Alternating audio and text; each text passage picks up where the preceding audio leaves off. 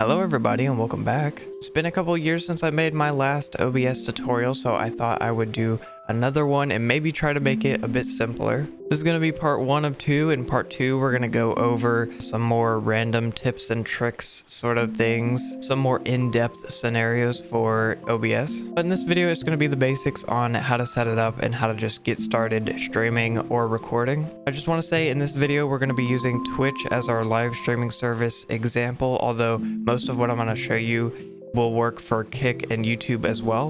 And also in this video we're going to be showing the settings for a NVIDIA GPU. However, I'm going to show on screen when we talk about these specific things so that you can go and find videos more tailored to AMD graphics cards or Intel graphics cards, because there's just no way that I can cover all of that in just one video. That being said, if you do have an Intel graphics card or an AMD graphics card, or no graphics card at all if you're using your CPU to record, this video will still be helpful to you, so I recommend you stay and watch. With all that out of the way, go ahead and go to the OBS website and click the download on the Windows or Mac or Linux. When you first open OBS, you'll get this little dialog box right here.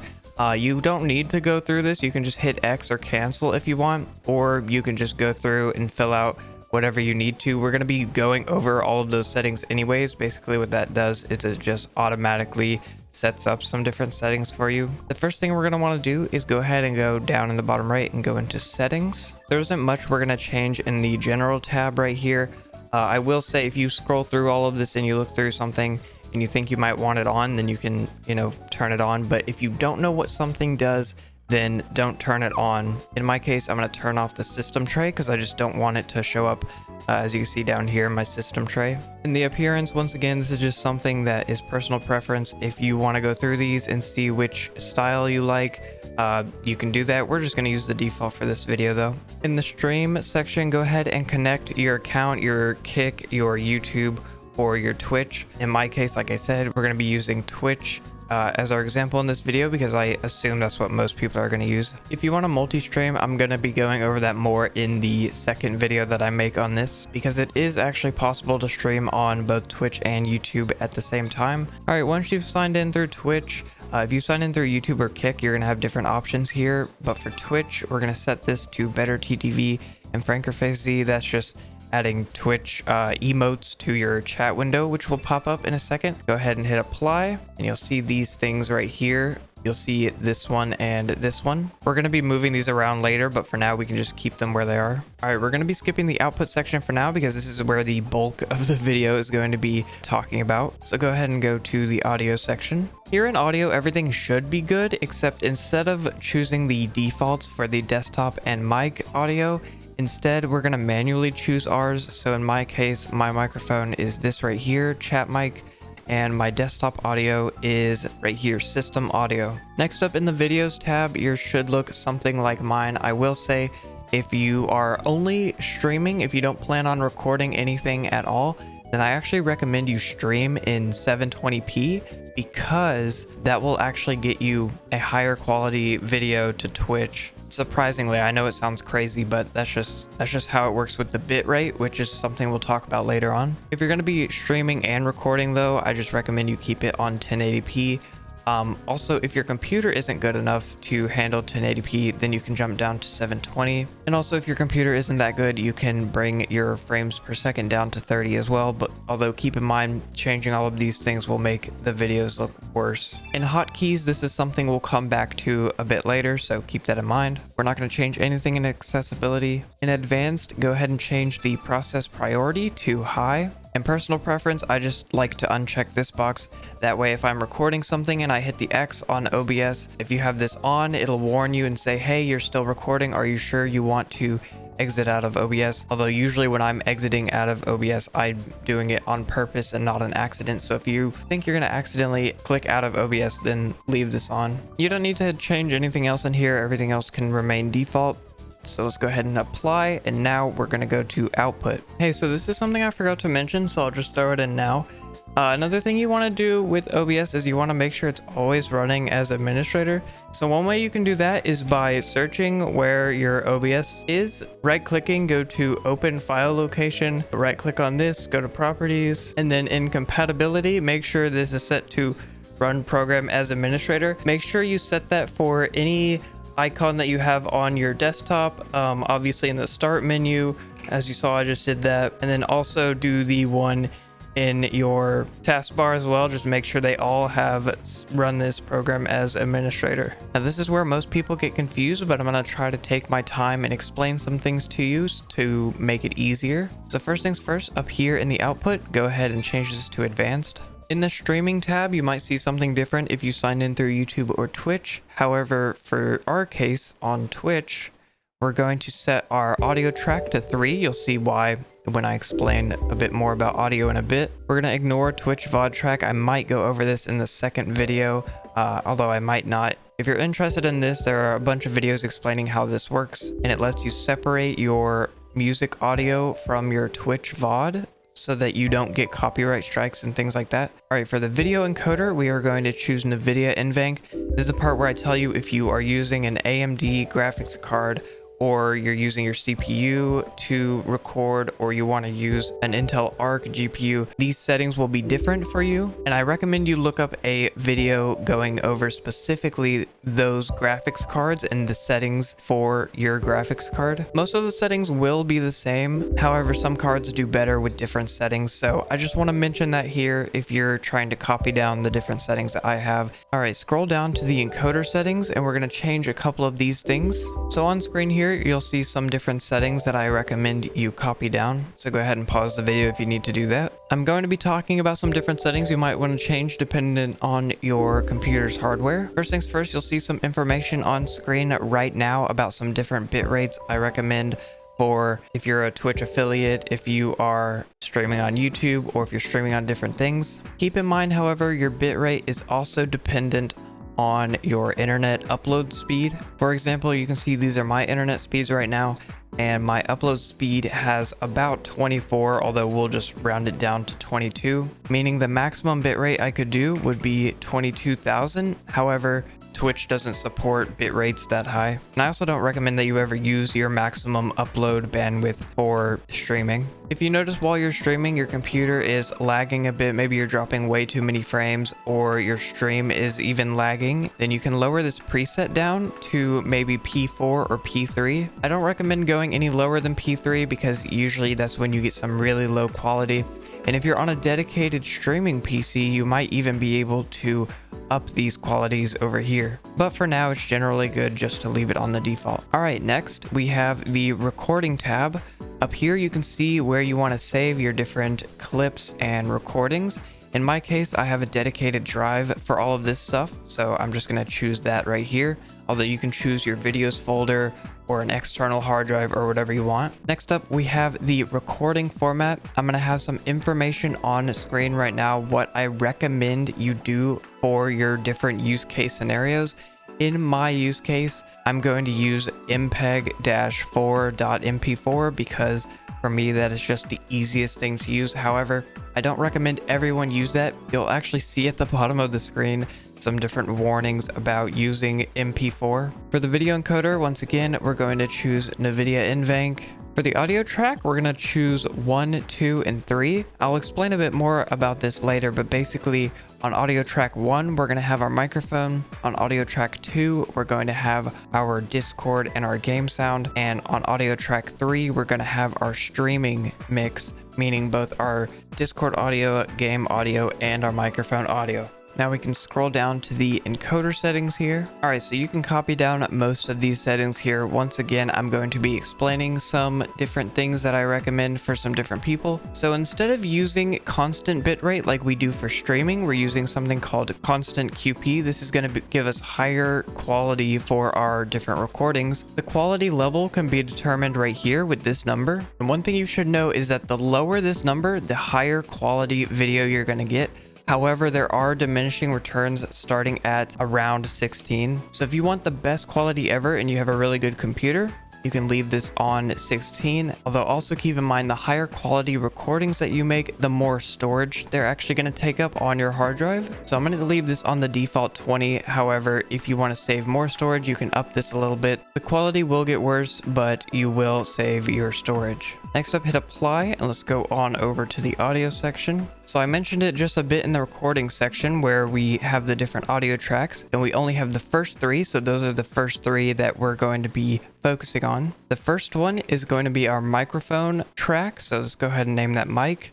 Our second track is going to be our desktop audio track, or our system audio, or our game audio. And the third one is going to be our stream audio. So name these however you will remember them best. For the stream audio, go ahead and set the bitrate to 128. This is usually what most live streaming, both YouTube and Twitch, recommend for audio. For track 1 and 2, these are our recording tracks, so we can set these as high as we want, although again, keep in mind the higher the bitrate, the more storage it will take up, and also the harder it is on your CPU and graphics card. So in most people's cases, 320 will be fine. Audio bitrate isn't like the most hard-hitting thing to your hardware. However, if you have a really bad computer, you can bring these down to the same as your streaming audio. Most people won't be able to tell much of a difference anyways. However, in my case, I just like having the better, higher quality audio, so I'm going to leave it on 320. Go ahead and hit apply, and then let's go to replay buffer. Hi, this is editing me here. I kind of explained this like an idiot and I started rambling on and on, so I'm going to explain it here and now. Essentially what this is like if you've ever owned a console, it's basically like the Xbox record that feature, or the PlayStation like share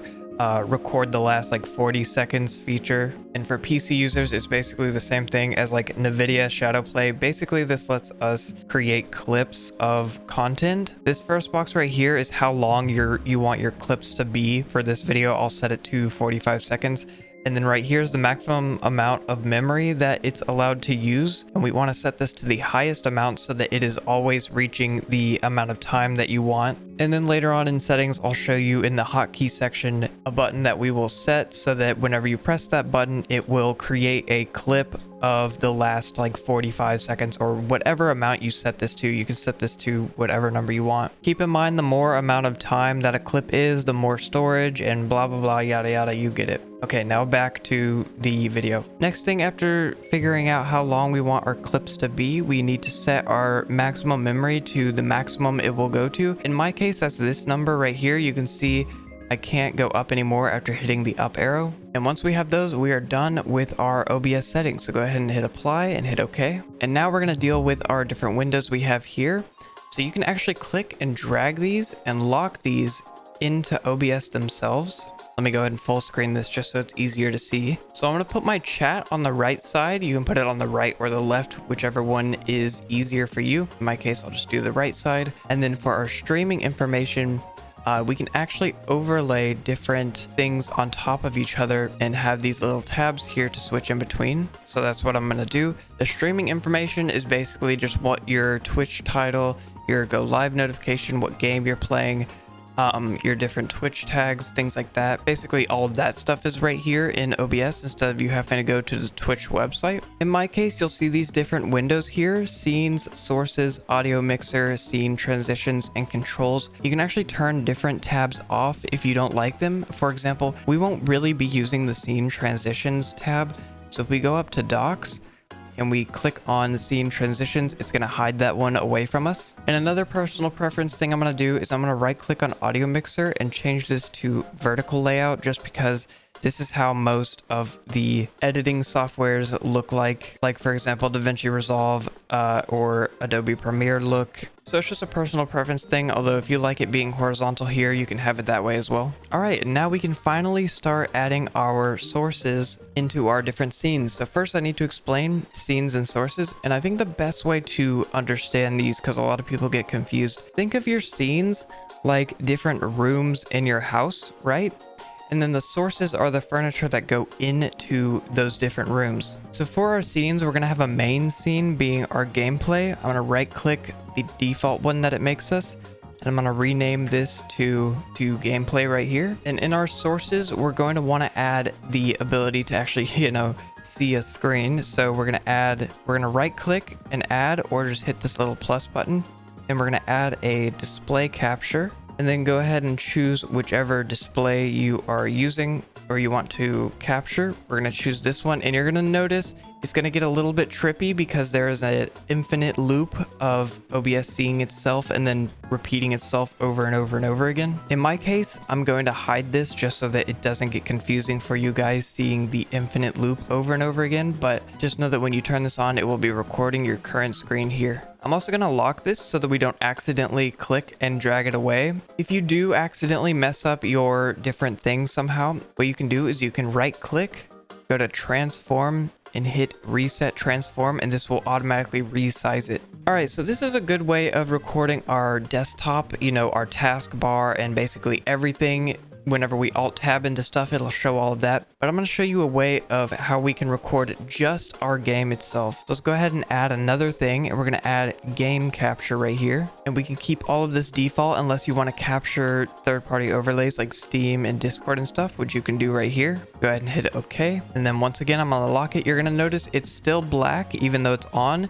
And that's because it hasn't detected a game yet. So whenever it detects that you're playing a game in full screen or full screen windowed, it will automatically lock onto that game and show it here in OBS. That way, whenever you go and you tab out into something like your internet browser or into Discord or something, it won't show that stuff on your stream or your recording because it will only show the gameplay. However, because we have this display capture here, whenever it doesn't detect a game, it will automatically record your desktop. Hopefully that makes sense. Essentially, it's always recording your desktop until it notices that you're playing a game, and then it locks onto the game and will only record the game. I should mention that doing this does give a warning by OBS whenever you view a log file. However, in my experience of, recording with OBS for many years, I've never had an issue, so I honestly don't know why they give you this warning. I just wanted to warn you in case you severely have an issue with some random game interfering with these two things, then you might just want to disable one or the other just to help even that out. But like I said, I've never had an issue with having them both active at the same time ever, so you should be fine. I just thought I'd warn you just in case. Now what we need to do is we need to set up our streaming chat box and our streaming alert box. So there are a bunch of different websites you can use to get a chat box. In our case, in this video, we're going to be using a website called Streamlabs, although you can also use something called Stream Elements or another one called Botrix.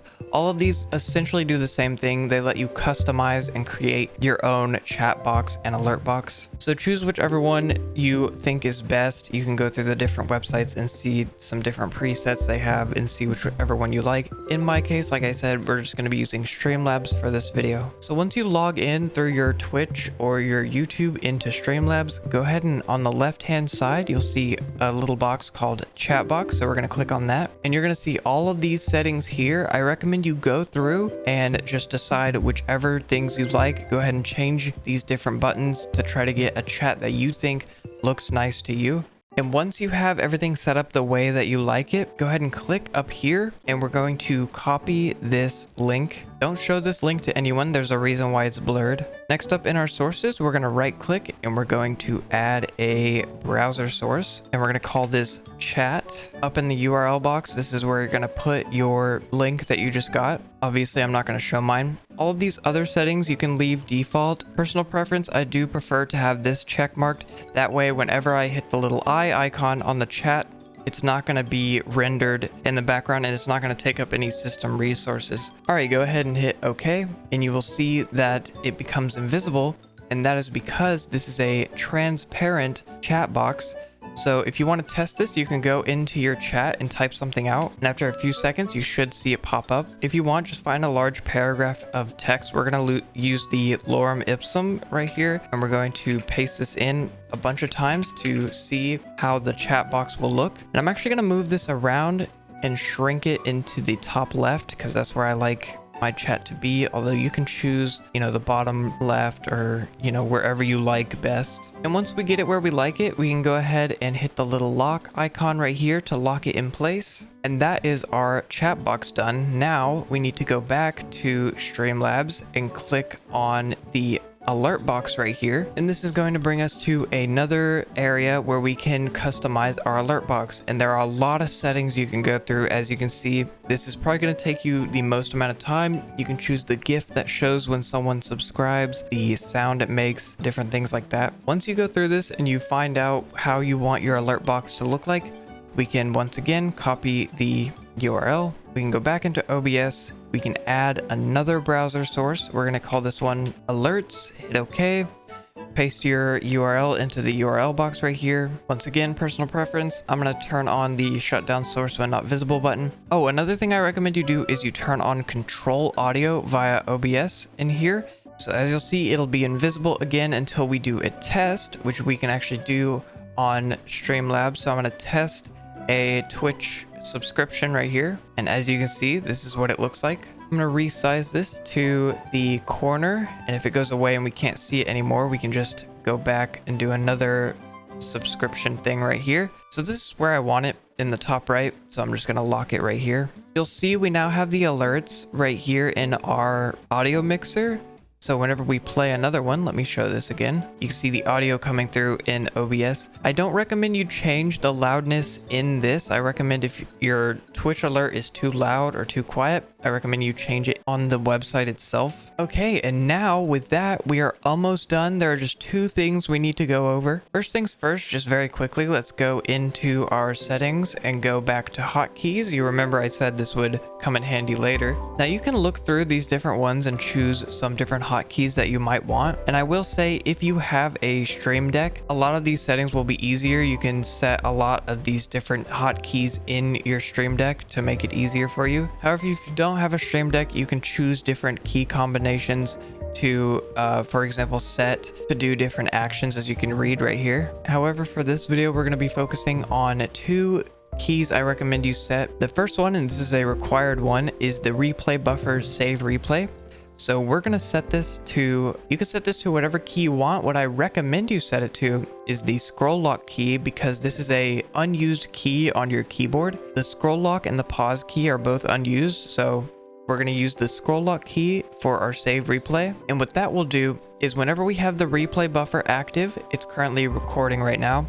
So it's recording 45-second intervals. Whenever we hit our scroll lock key, I'm going to hit it right now, and then go into my videos key tab, you will see our replay gets saved right here. Obviously for us, it's just a black screen, but you get the idea. Another one you might want to look at is the screenshot output right here. I recommend you set this as your pause key on your keyboard, because once again, the pause key and the scroll up key are both unused keys on your keyboard. And whenever you hit your pause key, this will screenshot whatever OBS is showing right here. This one isn't as required. I just like to do it because it's easier than using Windows print screen or using the snipping tool.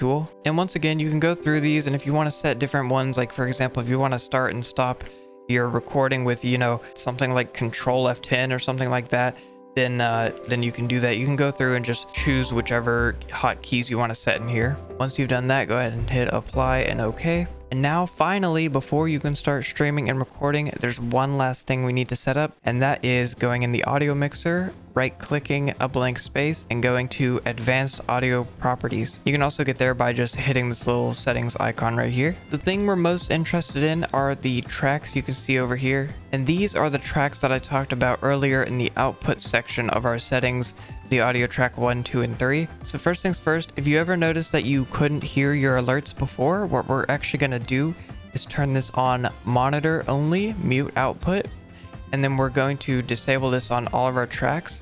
So now you should be able to hear your own alert sound in your headphones, and this is going to play on your desktop audio. Speaking of desktop audio, if you remember earlier when we set up the different audio tracks, I said that our desktop audio would be on channel number 2. So what we're going to do is we're going to turn off everything except for channel number 2 for our desktop audio. And the same thing with our microphone. I said that this was going to be on channel number 1, so we're going to uncheck everything except for channel number 1. Although also, if you remember, our streaming audio is on channel number 3.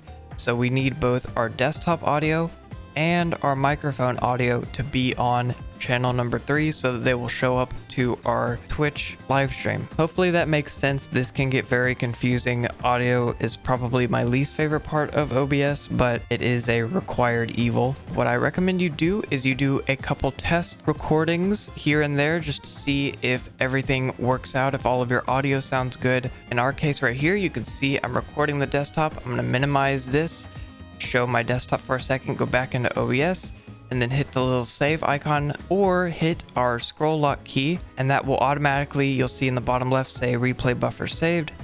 And now we can go back in and we can watch this video, and you can see right here that is showing all of what we just did a second ago. If you're wondering why you can't hear audio in your recordings, it's because if you go down here into the subtitles tab, you can see our different audio tracks. So audio track number 1 was our microphone, number 2 was our desktop audio, and number 3 is both audios combined, our desktop audio and our microphone audio both in one. The reason as to why we separate our audios, by the way, is as you can see, I have Adobe Premiere open right now. Right here, we have our video track. Right here, we have our microphone audio. Right here, we have our desktop audio. And right here, we have our stream audio. So whenever you edit videos, you can just delete your stream audio so that you only have your microphone and your desktop audio to work with. Hopefully this helped you guys. Like I said, in the next video, I'm going to be going over some more in-depth things, maybe a couple of plugins I recommend, maybe some multi-streaming information, as well as how to separate your Discord audio from your desktop audio. Because if you remember, currently our Discord audio is also recording to our desktop audio, which has our game audio both combined, which is not really ideal if we want to maybe cut out what our friends are saying but still have our game sound going at the same time. So I'll be going over all of that in a part 2 more in-depth look at OBS, but hopefully this is a good start for all of you guys. If you like the video, go ahead and give it a like, subscribe if you haven't already, and I'll see you guys in the next video. Bye bye.